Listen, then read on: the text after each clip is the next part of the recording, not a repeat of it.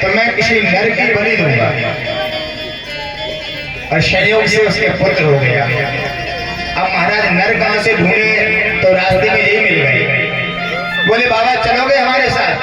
बोले जो राम जी की इच्छा चलो। तो लेके गया, बढ़िया सुंदर स्नान करवाए, बढ़िया भोजन करवाए और अंत में माता के सामने ले जा करके कहा गर्दन झुकाओ। तो जड़ भरत जी कहने लगे भैया पहले तुम्हें बढ़िया खिलाया, बढ़िया वस्त्र पहनाए, अब गर्दन भी काटोगे? बोले कि ये इसी के लिए तो ये सब किया था। लेकिन संत को ज्ञान होता, वो जानते ये मरने वाला शरीर है, ये आत्मा तो अजर अमर है। सर झुकाया है, लेकिन जैसे भगवती ने देखा है ये मेरे नाथ का भक्त है, मैं इसको अपने सामने कैसे मरने दूंगी। उसी समय भगवती उस भद्रकाली उस मूर्ति में से प्रकट हो गई। बोले भद्रकाली मैया की कैसो जटाट सैव देवी भद्रकाली, और खड़ग हाथ में लेकर के तो सभी दुष्टों का सर भेद दिया और खप्पर लेकर के उनके रक्त को पान करने लगे। जड़ भरत ने मैया को प्रणाम किया, वहां से चल पड़े। लेकिन ईश्वर वो घर को नहीं गए, रास्ते में चले गए जंगल में। लेकिन क्या हुआ, एक शौवीर शुल्ल देश का राजा था जिसका नाम था रघुगण। सत्संगी था लेकिन अभिमानी था। सत्संग तो बहुत लोग सुनते हैं, कथा भी बहुत सुनते हैं, पर अभिमान नहीं जाता। अभिमान के बोझ के तले दबा हुआ वह, उस समय कोई मोटर गाड़ियां नहीं हुआ करती थी, पालकियां चलती थी। पालकी में बैठा था, 4 कहार उसको ढोकर के ले जा रहे थे भगवान कपिल मुनि के आश्रम पर। रास्ते में कहार बीमार हो गया तो राजा ने आदेश दिया यहाँ जो कोई मिल जाए उसको ले आओ, क्योंकि यहाँ पर क्षम्य राज्य है। तो महाराज जड़ भरत जी मिल गए, इन्हीं को पकड़ लिया। चलो तुम्हें राजा की पालकी उठानी है। बोले जो आ गया, और राजा की पालकी उठा दी, चल पड़े। लेकिन संत महात्मा हमेशा नीचे देखकर चलते हैं और संसार के मनुष्य गर्दन उठा करके ऊंट की तरह अभिमान में चलते हैं। संत ये देखते हैं हमारे पैर के नीचे किसी जीव की हत्या नहीं होना चाहिए। जैसा कि तुलसीदास बाबा ने कहा है, जैसे वह चले हैं तो रास्ते में जो चीटा आता है तो छलांग मार देते हैं, और जैसे वह उछलते हैं तो सोचो जो पालकी में बैठा होगा उसका क्या हाल होगा। जैसे महाराज उछले तो रघुगण का सर बांस में पड़ेगा। उसको बड़ा क्रोध आया, अरे तुम किस तरह चल रहे हो, मेरा सर फोड़ दिया, मैं तुमको मृत्यु दंड दूंगा। तब तीनों कहारों ने कहा भैया राजन आप तो जानते हम कोई पहली बार थोड़ी चल रहे हैं, ये नया रंग रूट लगवाया है ना, यही गलती कर रहा है। राजा ने बहुत डांटा, उन्होंने कुछ नहीं कहा। जब थोड़ी दूर और चले फिर से चींटियां आई, फिर से छलांग लगा दी, क्योंकि साधुओं का स्वभाव होता है।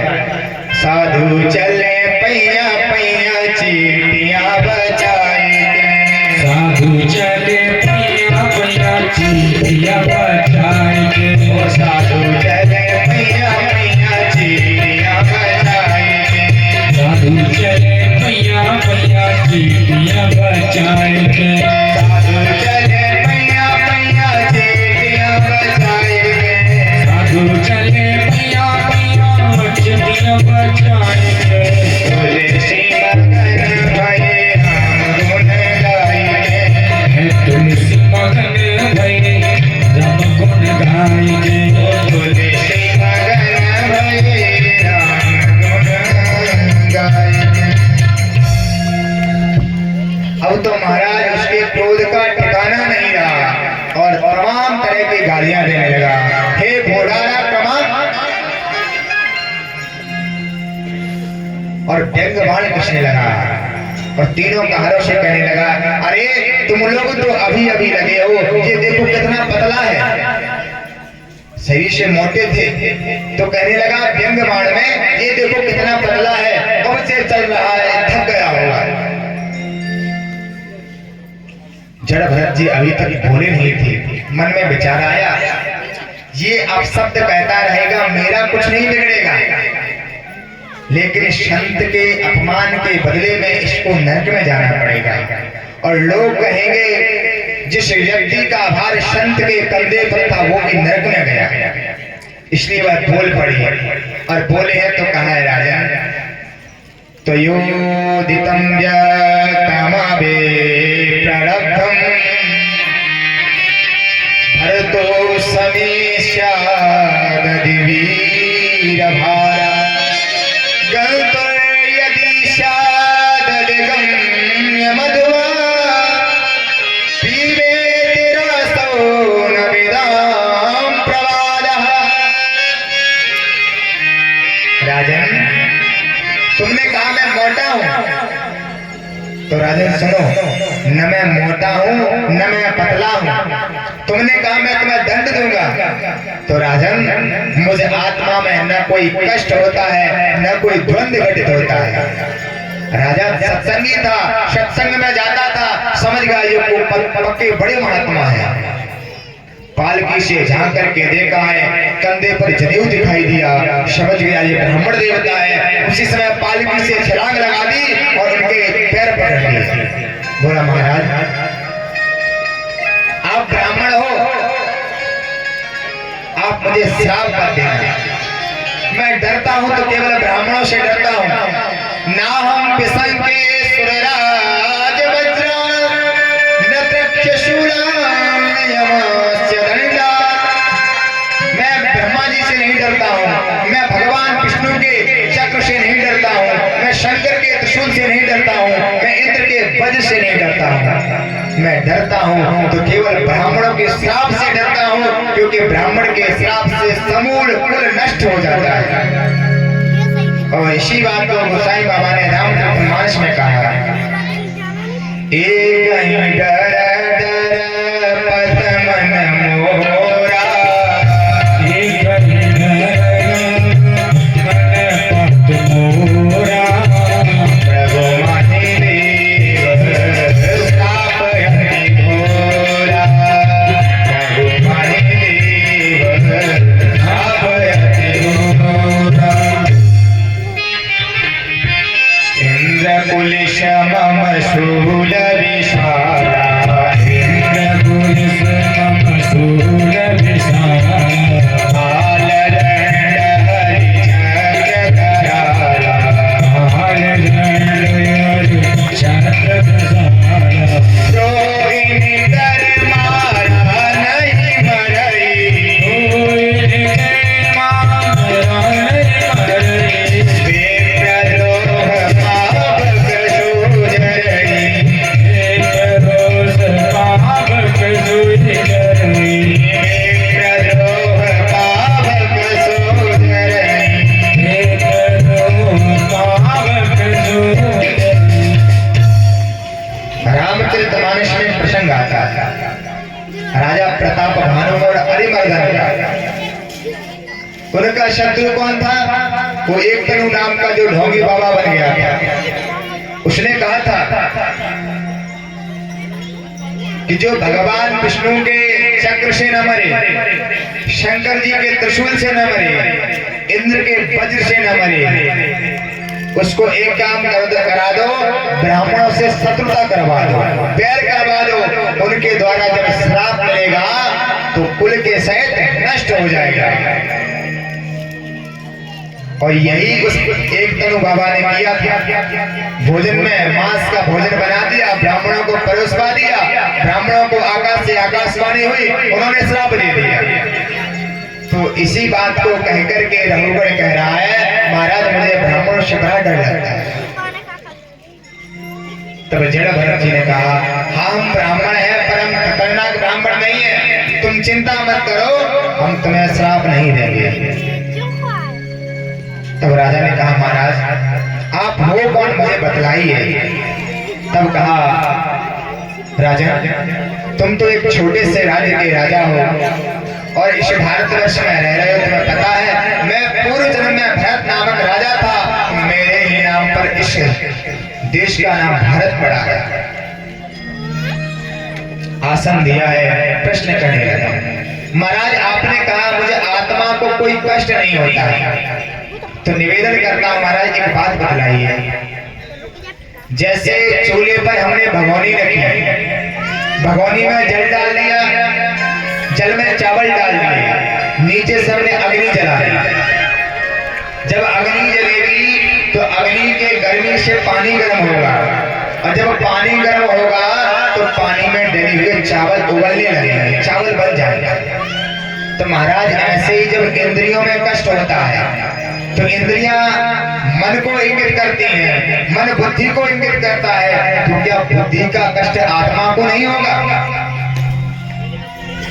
तब भरत महाराज हंसने लगे। अरे राजा तुम हो तो एक नंबर के महामूर्ख, पर विद्वानों की सी बातें कर रहे हो।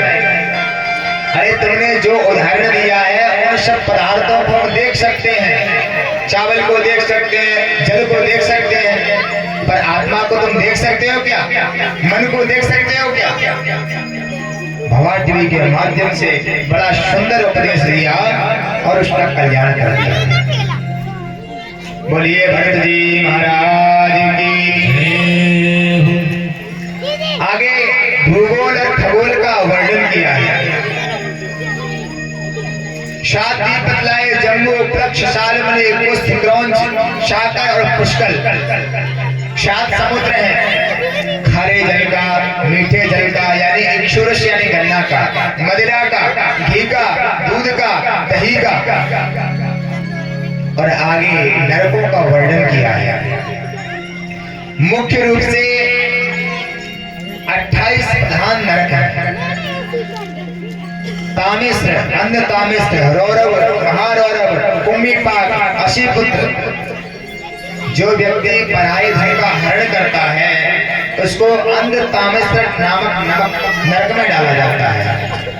अंध तामिश्र का मतलब ये है तांबे की भूमि है और करोड़ों सूर्य के द्वारा तपाई हुई जलती हुई आग के समान, जो दूसरे का धन चोरी से, बेईमानी से, छल से हरण तो कर लेता है पर उसको फिर उसी भूमि में डाला जाता है।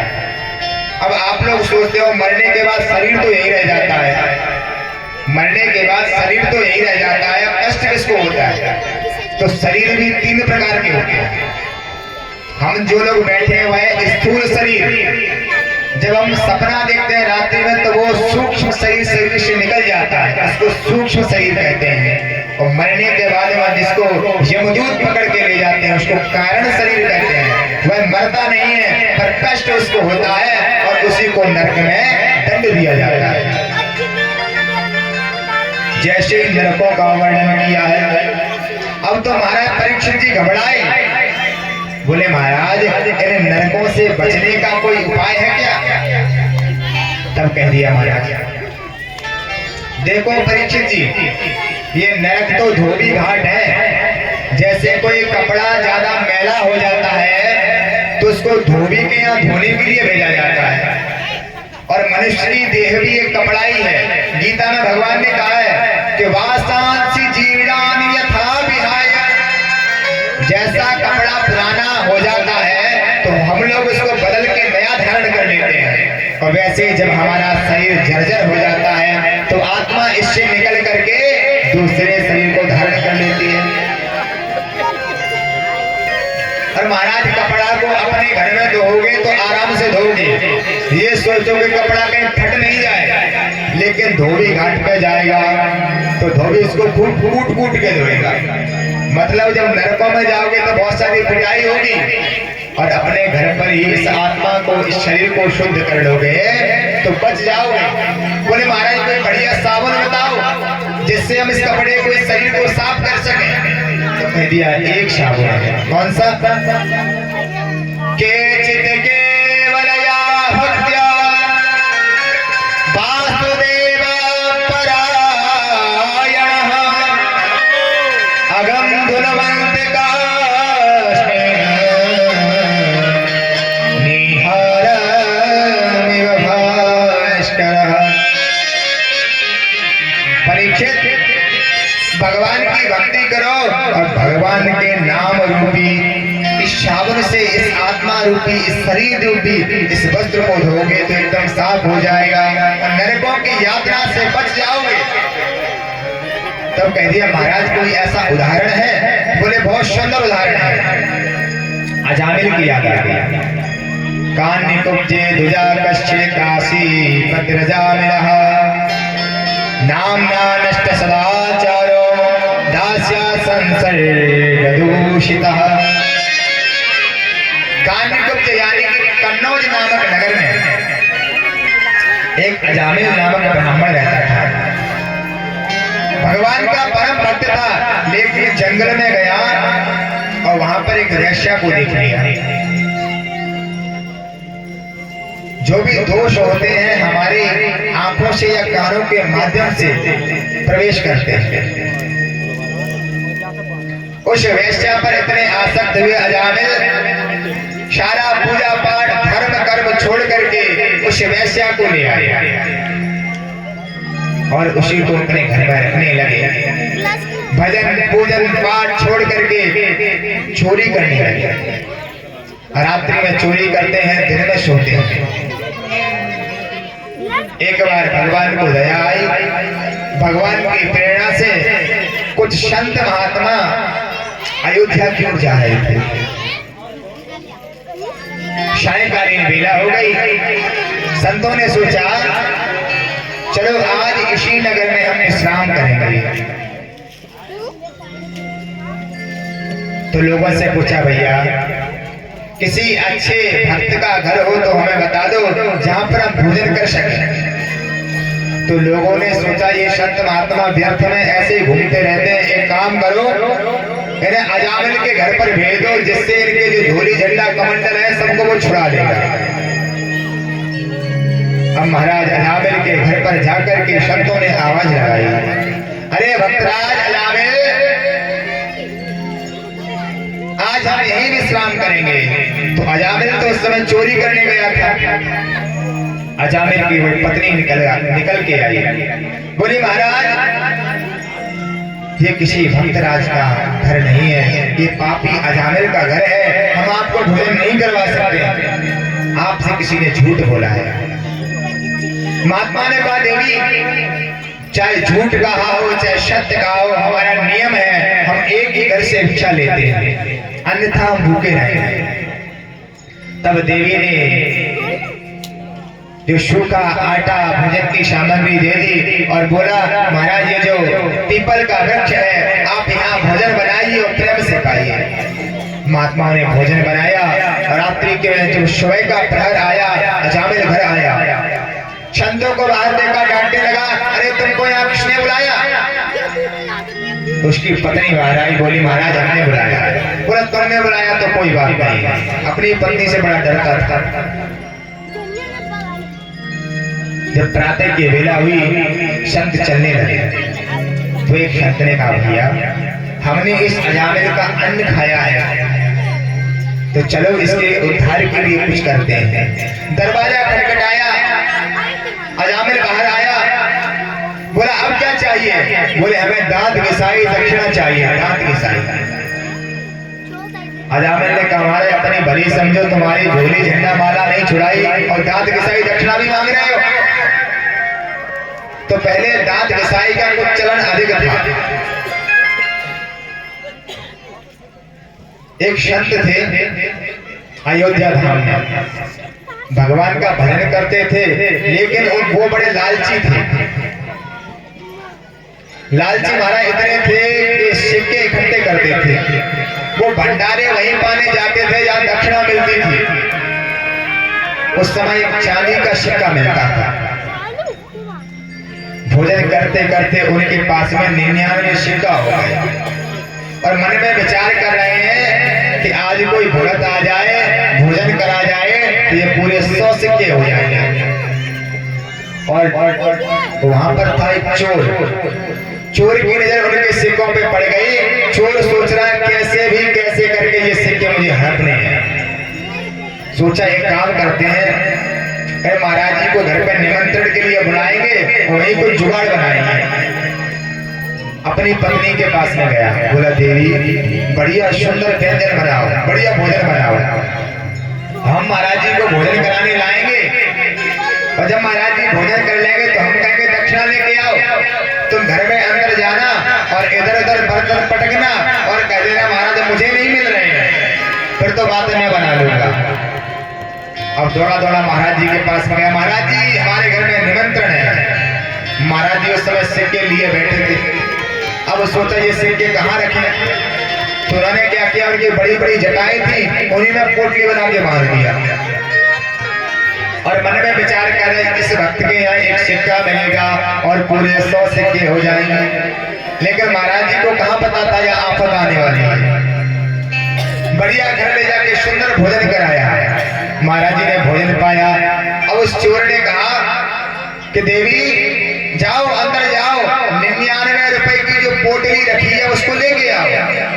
अब महाराज ने जैसे ही 99 रुपए सुने और घबराए, हे भगवान इसके घर में भी 99 रुपए। बोले महाराज मुझे दक्षिणा नहीं चाहिए, हमें जाने दो। बोले महाराज ऐसे कैसे जाने देंगे, दक्षिणा तो हम जरूर देंगे। अंदर से देवी बोली महाराज हमें नहीं मिल रहे, कहाँ रखे हैं? तो चोर ने कहा अरे वहीं देख। बोले महाराज यहाँ नहीं है। तो बोला अरे पगली यहाँ है ही कौन, एक तू है, एक मैं हूँ, एक महाराज जी। और तू तो पैसे लेके नहीं, तू तेरा घर है मेरा घर है। महाराज जी आपने कोई मजाक में विरोध में तो नहीं रख लिए। महाराज जी का तो मुंह घुमला गया, उसको पता था जटाओं में पैसे रखे हैं। और उसने जैसे ही जटा से हाथ लगाया सिक्के की थैली नीचे गिरी और जैसे ही गिरे वो तो 99 थे, गिन लिए और बोला अरे पागल ये महाराज जी ने मजाक में रख ली थी। और महाराज जी कुछ बोल ही न पाए बेचारे, उनको तो गला सीख गया। बोला महाराज जी वैसे मैं आपको 1 सिक्का देता और तो आपको 5 सिक्के की दक्षिणा देता। तेरा तुझको अर्पण क्या लागे मेरा, क्या लागे मेरा, तेरा तुझको अर्पण, तेरा तुझको अर्पण क्या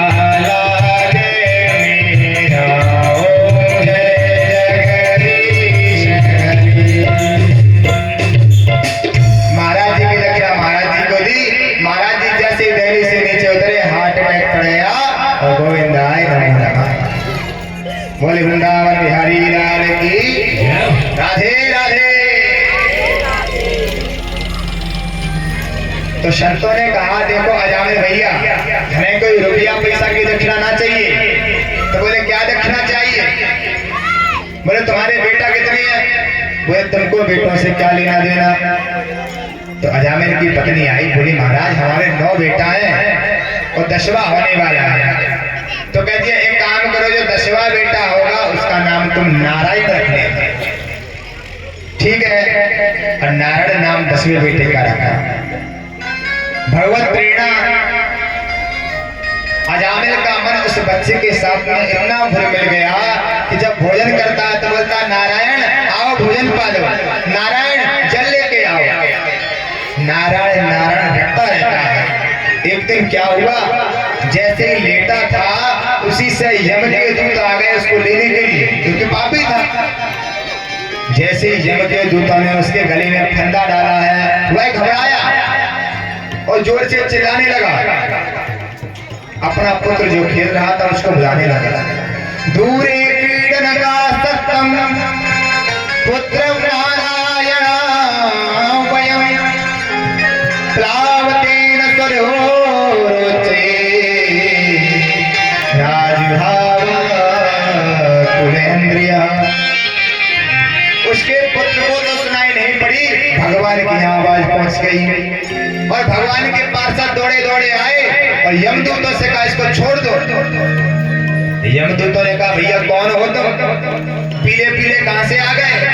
तो बोले तुम काले कलूटे कहां से आए हो? बोले हम यम के दूत हैं। बोले हम नारायण के पार्षद हैं।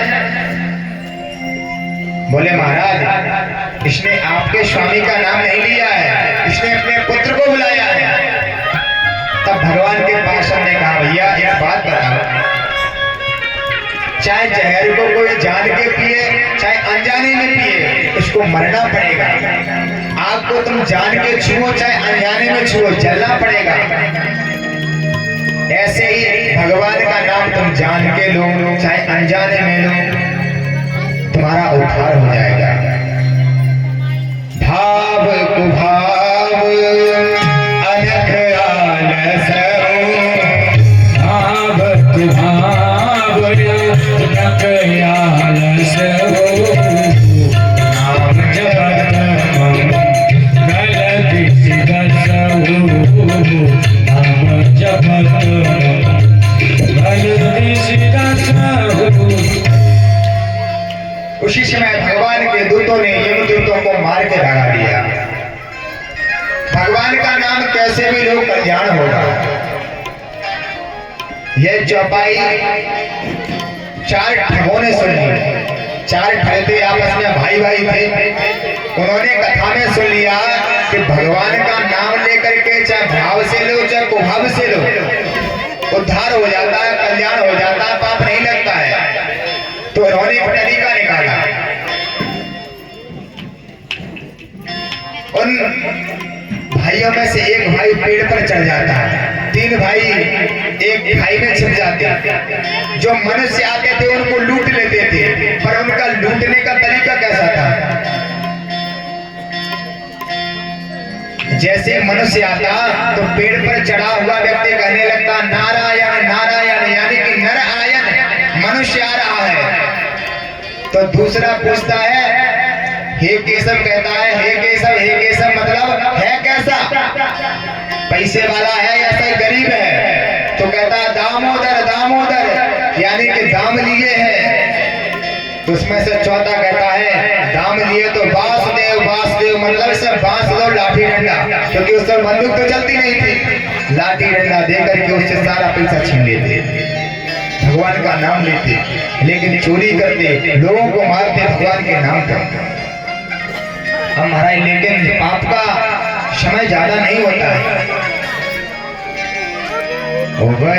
अंत न होए निभाओ, काले में मेरा बन रहो।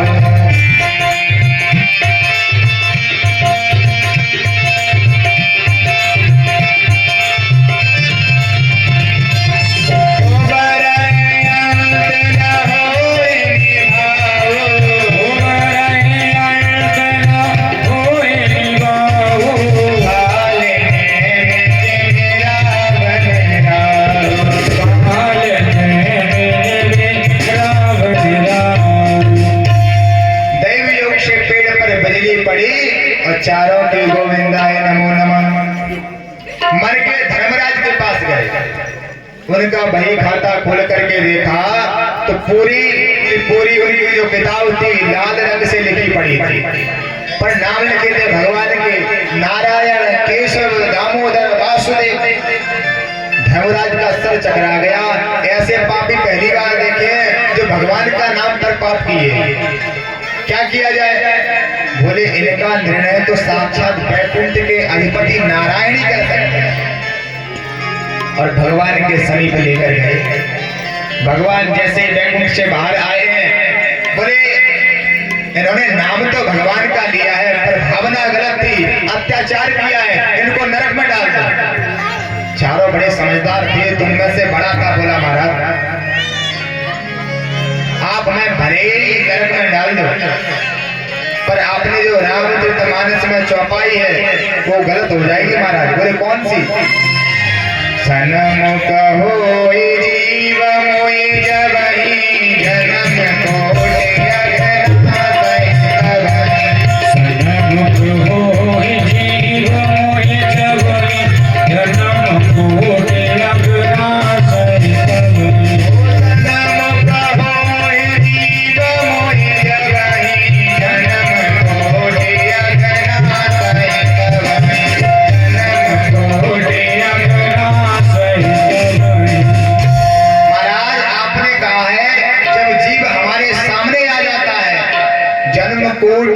यानी कि करोड़ों जन्मों के पाप नष्ट हो जाते हैं। महाराज हमारे पाप तो एक जन्म के हैं। भगवान ने कहा ये तो पक्के वकील है, बड़े चालाक है, बहस कर रहे हैं। भगवान ने कहा इधर उधर देखो कोई है तो नहीं? बोले कोई नहीं है। एक काम करो, चुपचाप वैकुंठ में चलो, पर किसी से कुछ मत कहना। और चारों का उद्धार हो गया। अब आप लोग ये मत समझना पंडित जी ने बढ़िया कथा सुना दी, अब हम लोग भी भगवान का नाम लेकर पाप करेंगे। तो भैया सुनो, ये कथा उस जमाने की थी जब मिट्टी के पात्र में घी रखा जाता था, और आज के समय कांच की बोतलों में डिब्बों में घी रखा जाता है। तो उस समय का ओरिजिनल घी था तो बुद्धि काम करती थी, और आजकल डेयरी का घी है महाराज, बुद्धि खराब, भगवान से बहस नहीं कर पाओगे, नरक में जाना पड़ेगा। बोल हनुमान जी महाराज की। तो ये नाम की महिमा बतलाई है।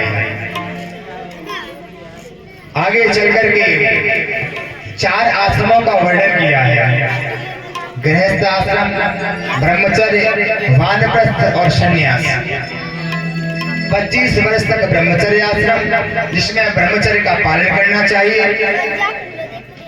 दूसरा आश्रम गृहस्थ, गृहस्थ के बड़े नियम हैं। अतिथि देवो भव, मातृ देवो भव, पितृ देवो भव, आचार्य देवो भव। जो अतिथि आए उसकी सेवा करना चाहिए। लेकिन महाराज अब आजकल तो अतिथि आना भी बंद हो गया, क्योंकि ना तो अतिथियों के पास समय है और ना हम लोगों के मन में सेवा भाव रहा। हम जब छोटे थे तब भी थोड़ा बहुत माहौल ठीक था, मेहमान घर में आते थे, पर आजकल ना उनको समय है और ना हम लोगों के मन में सेवा भाव रहा। यदि कोई घर में आ भी जाता है तो हम लोग यह सोचते हैं कब जाए, सत्यता है। बहुत कम ऐसे लोग होंगे इस समय में जो ये सोचते हैं हमारे घर में अतिथि आए।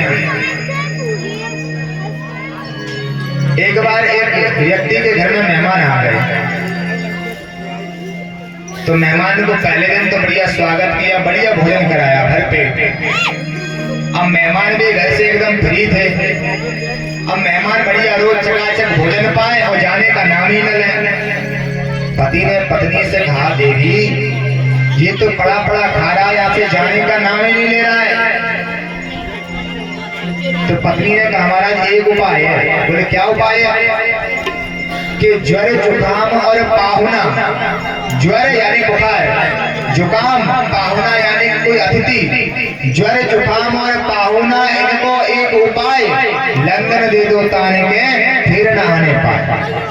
बुखार आ जाए महाराज भोजन मत करो, जुकाम हो जाए भोजन मत करो, और मेहमान बढ़िया घर में रहे तो भोजन ही मत बनाओ, अपने आप चला जाएगा।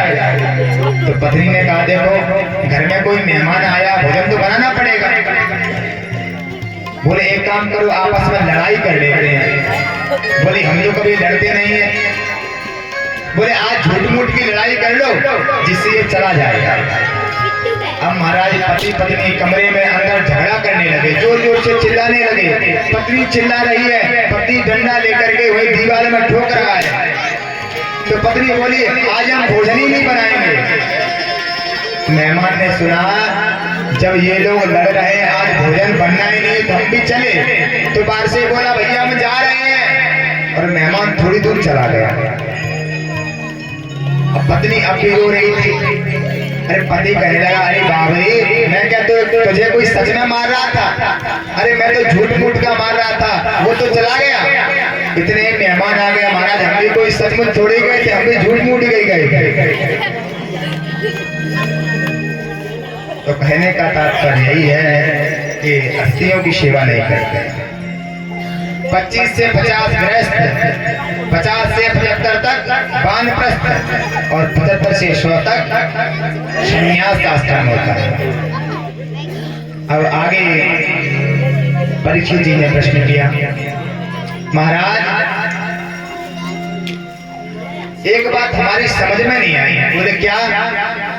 कि भगवान को एक और तो सब लोग समदर्शी कहते हैं।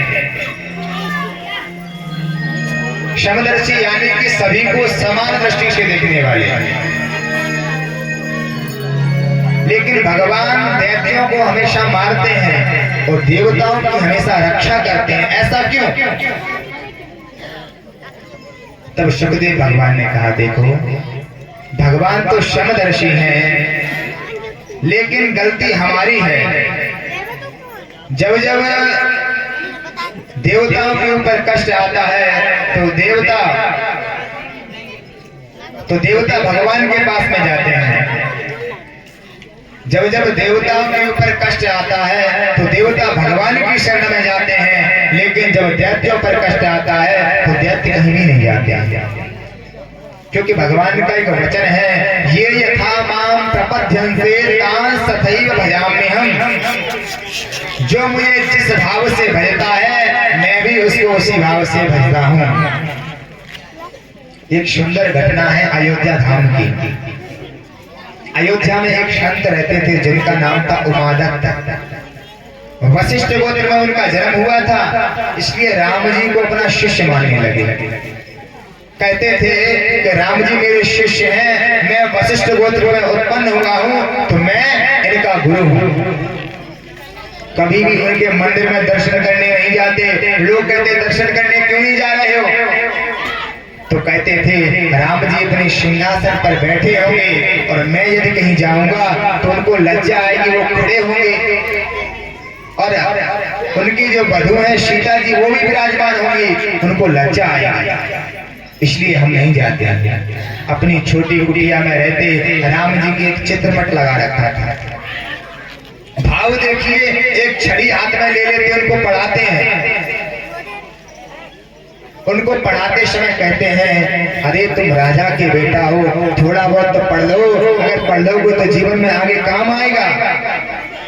और उनको लगता कि नहीं पढ़ रहे, तो भावनाएं थी उनकी, तो हाथ में छड़ी दिखाते हैं, और जैसे ही छड़ी उस तस्वीर को दिखाते हैं भगवान का चित्रपट हिलने लगता है, कांपने लगता है।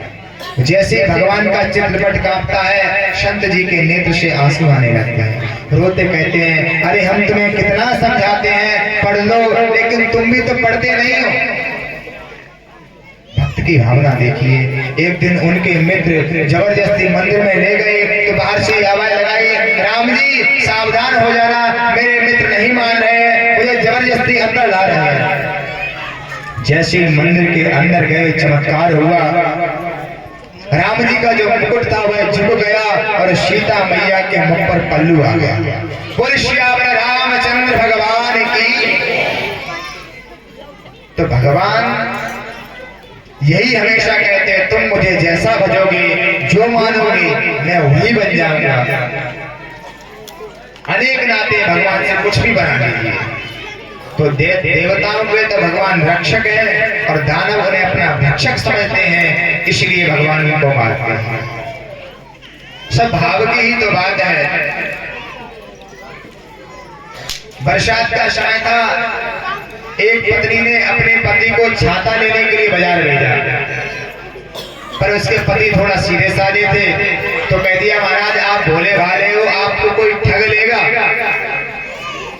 छाता लेने जाओ तो रुपया पूछना, वो जितने रुपया बताए तुम उसके आधे बताना। ठीक है, जैसे आ गया वह बाजार में पहुंचा, छाते की दुकान पे, बोला सेठ जी छाता दे दो। कितने रुपए का है? उसने कहा 20 रुपए का। पुराना जमाना था, 20 रुपए का। अब वो तो घर से पड़ा हुआ था, बोला 10 रुपए का दे दो। अब दुकानदार ने समझा ये बड़ा चालाक है, बोला चलो एक काम करो, तुम 16 रुपए निकालो और छाता ले जाओ।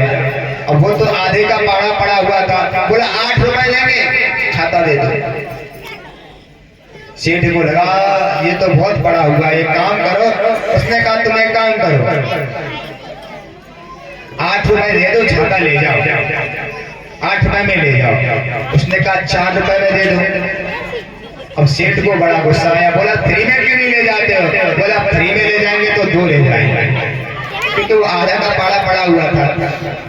तो जब आप सोचने वाली बात है, जब एक भाव में टिके बिना उसको छाते की छाया नहीं मिली, जब एक भाव में टिके बिना छाते की छाया नहीं मिली, तो बिना भाव के परमात्मा की छत्र छाया आपको कैसे मिल जाएगी?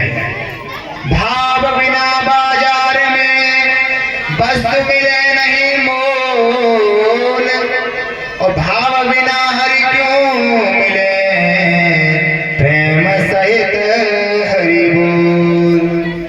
बोले वृंदावन बिहारी लाल की। तब भगवान कहने लगे कि कि परीक्षित जी, भगवान ने हमेशा दैत्यों को नहीं मारा।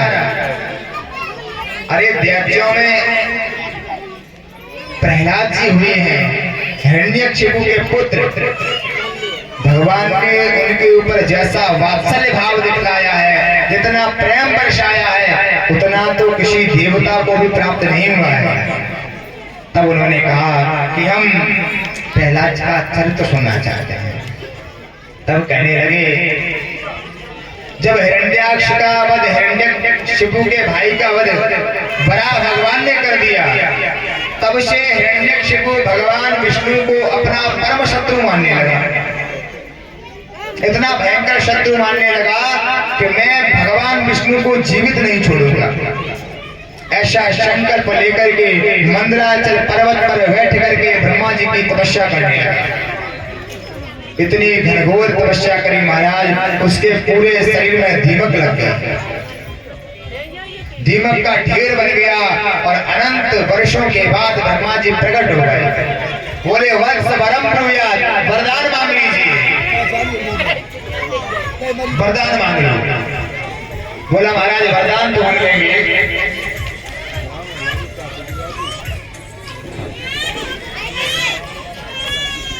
बोले वृंदावन बिहारी लाल की। चलिए आप थोड़ा समय का विश्राम, 15 मिनट का आप लोग जलपान इत्यादि लेकर के पुनः अपने स्थान पर आ जाएं। बोले वृंदावन बिहारी लाल की।